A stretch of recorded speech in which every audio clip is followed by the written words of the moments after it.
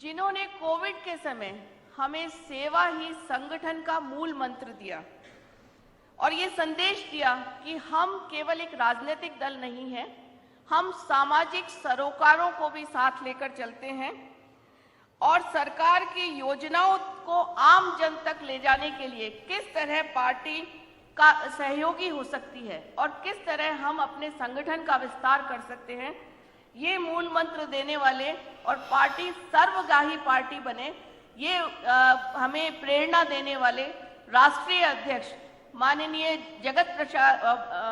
JP Nadda ji से मैं आग्रह करूंगी कि हम सबका मार्गदर्शन करें।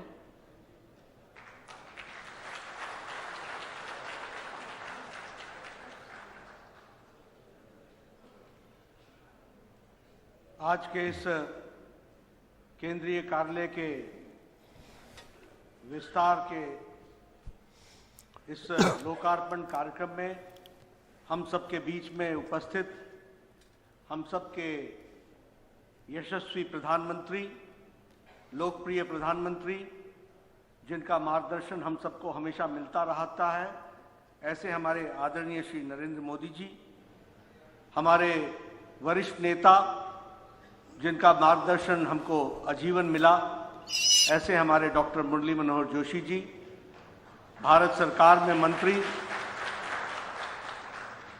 श्री अमित शाह जी, भारत सरकार में मंत्री श्री नितिन गडकरी जी, यहाँ उपस्थित सभी मंत्रीगण, सांसदगण, बड़ी संख्या में हमारे स्थानीय वरिष्ठ कार्यकर्ता बंधु, पदाधिकारी बंधु और विभिन्न सभागारों में डिजिटल मीडिया के माध्यम से इस कार्यक्रम में जुटे हुए हमारे सभी वरिष्ठ कार्यकर्ता बंधु और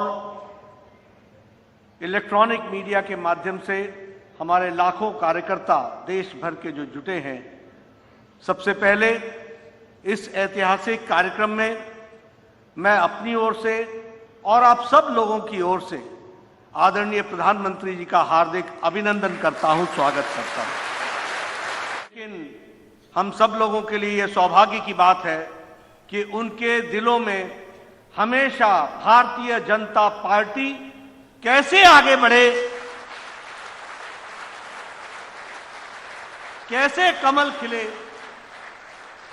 कैसे हमारी विचारधारा आगे बढ़े, इसका सतत मार्गदर्शन, चिंतन, सहयोग हम सबको मिलता रहता है।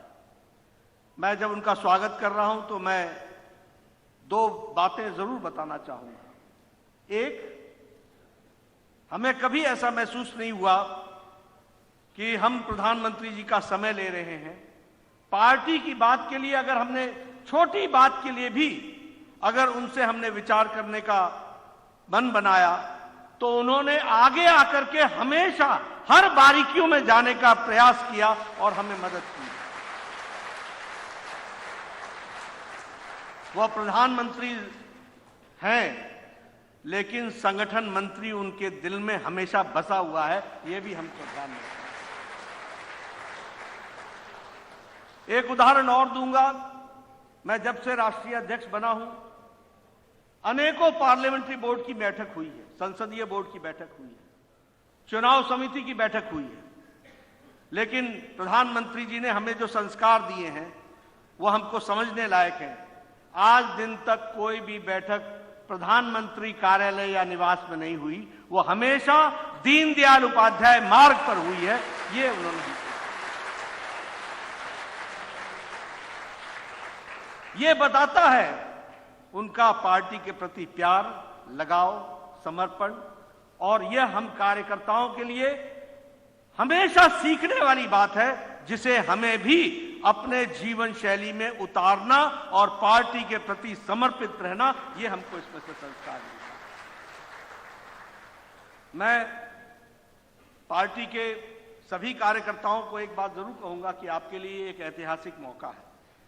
आज से 20 साल बाद पार्टी तो बढ़ेगी, आगे तो बढ़ेगी, लेकिन आप ये कह सकेंगे, इसके चश्मदीद गवाह बनेंगे, 20 साल बाद भी आप गौरव से कह सकेंगे कि जिस दिन इसका लोकार्पण हो रहा था उस दिन मैं भी उपस्थित था। ये आपको ऐतिहासिक मौका मिला।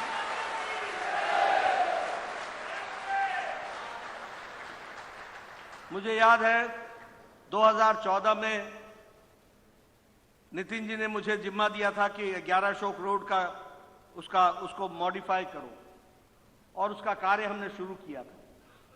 उस समय हम लोगों ने बहुत ताकत लगा करके उस कार्यालय को बनाया था, और उसमें जो चीज हम जोड़ सकते थे, उस जगह की कमी को देख जगह कम होने पर भी उसको हम पूरा कर रहे थे। उस समय प्रधानमंत्री जी गुजरात के मुख्यमंत्री थे, और वो एक चुनाव समिति की बैठक में आए थे। उन्होंने कार्यालय देखा, बड़ी बारीकी से देखा।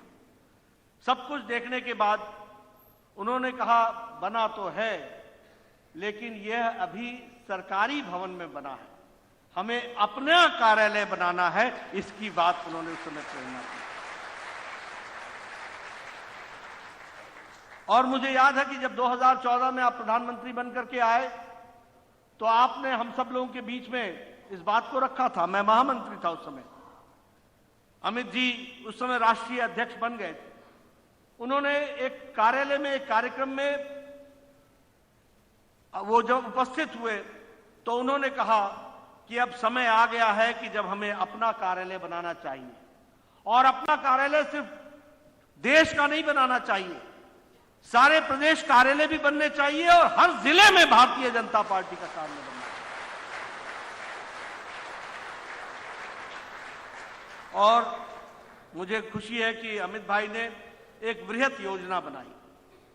जो प्रधानमंत्री जी की इच्छा थी उसको साकार करने का संकल्प लिया, और यह तय हुआ कि देश भर में 887 डिस्ट्रिक्ट्स में कार्यालय बनेंगे, उसकी योजना बनी। और मुझे आज प्रधानमंत्री जी को बताते हुए खुशी हो रही है कि 499 यानी 500 में से एक कम कार्यालय बन करके, उद्घाटन हो करके लोकार्पित हो गए। 115 कार्यालयों का कंस्ट्रक्शन चल रहा है, और 123 कार्यालयों की जमीन और बाकी व्यवस्थाएं चल रही हैं। इसलिए हमें यह भी समझना चाहिए कि प्रधानमंत्री जी सिर्फ देश को ही आत्मनिर्भर नहीं कर रहे, वह पार्टी को भी आत्मनिर्भर करने के लिए प्रेरित कर रहे हैं। यह भी हमको समझना चाहिए। मित्रों, पार्टी के दृष्टि से सिर्फ हमारा हार्डवेयर बदले, सिर्फ हमारी बिल्डिंगें बन जाएं, यह उद्देश्य प्रधानमंत्री जी का नहीं रहा है।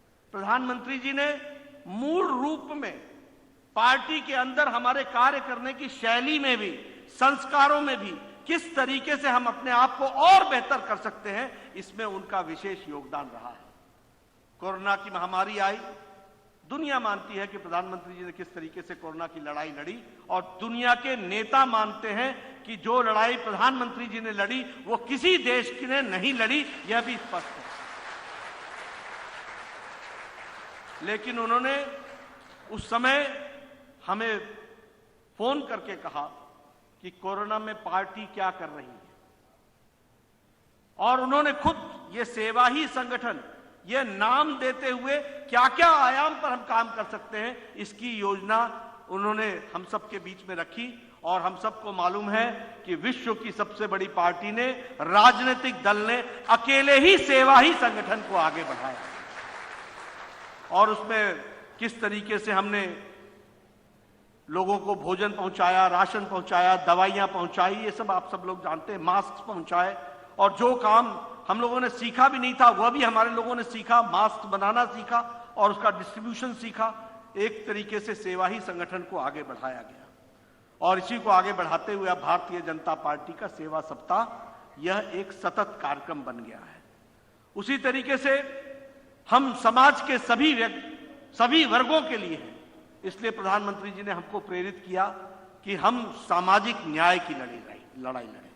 और आपको मालूम है, आज ही सुबह मैंने सांसदों से चर्चा की कि 6 तारीख को स्थापना दिवस से लेकर 14 तारीख को भीमराव अंबेडकर जी की जन्म जयंती तक हम सेवा सप्ताह मनाते हैं, और उसमें हम सभी सामाजिक न्याय की लड़ाई की जो विषय हैं उन सबको रखते हैं।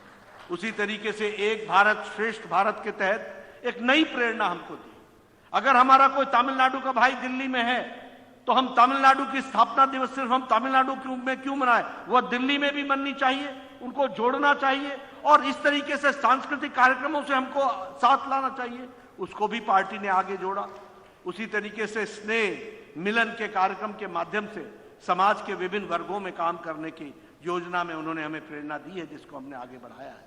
मैं आपसे, आप प्रधानमंत्री जी की प्रेरणा से अब no BJP, no means KNOW, Bharatiya जनता पार्टी को जानो, इसकी प्रेरणा आपने दी। और आपको जानकर के खुशी होगी कि इसी दीनदयाल परिसर में 56 से ज्यादा राजदूत भारतीय जनता पार्टी को समझने के लिए आए हैं और 5 देशों के विदेश मंत्री, फाइनेंस मिनिस्टर और प्रधानमंत्री भी इस कार्यालय में आए हैं और भारतीय जनता पार्टी का एक, जिसको कहते हैं, अंतर्राष्ट्रीय स्तर पर उस चर्चा को शुरू किया है।